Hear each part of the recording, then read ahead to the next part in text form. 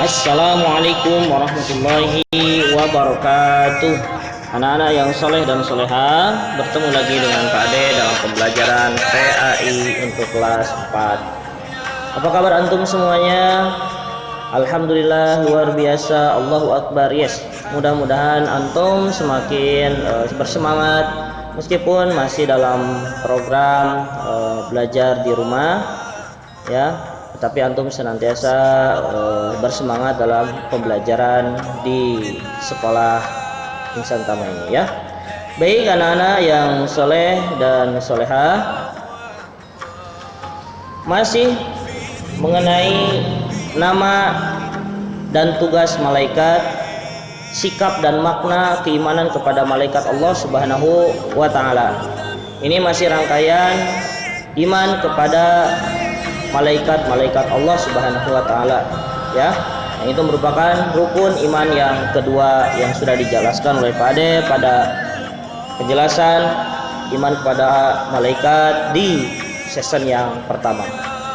Baik anak-anak yang solehah, perhatikan nama-nama malaikat Allah Subhanahu wa Ta'ala.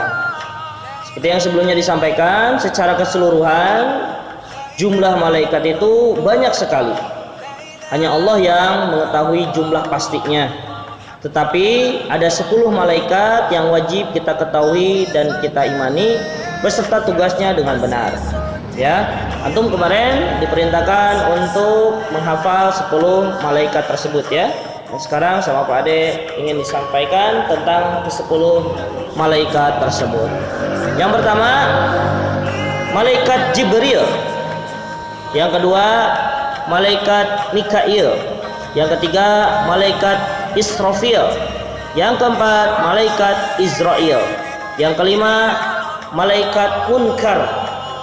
Yang keenam, malaikat Nakir. Yang ketujuh, malaikat Raqib.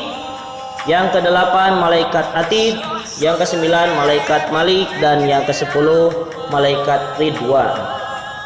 Kesemuanya malaikat itu disampaikan di dalam Al-Quran dan di dalam hadis sahih yang disampaikan oleh Rasulullah SAW kepada kita semua. Tentunya kita wajib beriman kepada nama-nama yang sudah disampaikan kepada kita tanpa kemudian kita ragu dengan apa yang sudah disampaikan dalam Al-Quran dan dalam sunnah tersebut. Baik, anak-anak atau kakak-kakak yang solehah, tugas malaikat itu ada yang umum dan ada yang khusus. Nah, tugas malaikat secara umum adalah sebagai berikut. Kenapa? Karena tugas dan fungsi malaikat itu berbeda-beda. Tetapi secara umum tugasnya yang pertama adalah menyampaikan wahyu kepada rasul-rasul Allah Subhanahu wa Ta'ala. Yang kedua, perantara untuk memperarat hubungan Nabi dan umatnya, yaitu kaum muslimin. Yang ketiga, mendatangkan azab bagi yang zalim dan ingkar. Yang keempat, memohonkan ampunan bagi orang-orang yang beriman, yaitu orang-orang muslim dan orang-orang mukmin. Yang terakhir adalah mencatat perbuatan baik dan buruk seluruh manusia. Selanjutnya, tugas khusus malaikat adalah yang pertama, malaikat Jibril, yaitu tugasnya menyampaikan wahyu Allah Subhanahu wa Ta'ala untuk nabi dan rasul. Dua,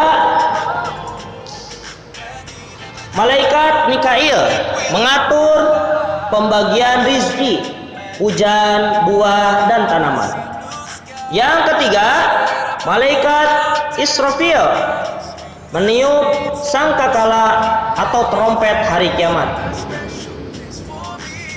Kemudian yang keempat, malaikat Israel mencabut nyawa semua makhluk, yaitu bisa juga disebut malaikat maut.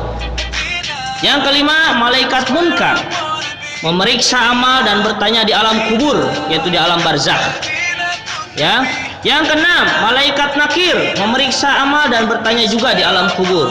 Maksudnya malaikat yang nomor 5 dan nomor 6, Munkar dan Nakir, berdua malaikat ini bertanya kepada manusia di alam kubur. Yang ketujuh, malaikat raqib, mencatat amal perbuatan baik. Ya. Kemudian yang kedelapan, malaikat atid, mencatat amal perbuatan buruk. Yang kesembilan, malaikat malik, menjaga pintu neraka. Dan yang kesepuluh, malaikat ridwan, menjaga pintu surga. Kakak-kakak yang soleha, bagaimana sikap dan makna iman kepada malaikat? Ternyata beriman kepada malaikat berarti percaya atau yakin bahwa malaikat itu ada dan selalu mengawasi kita.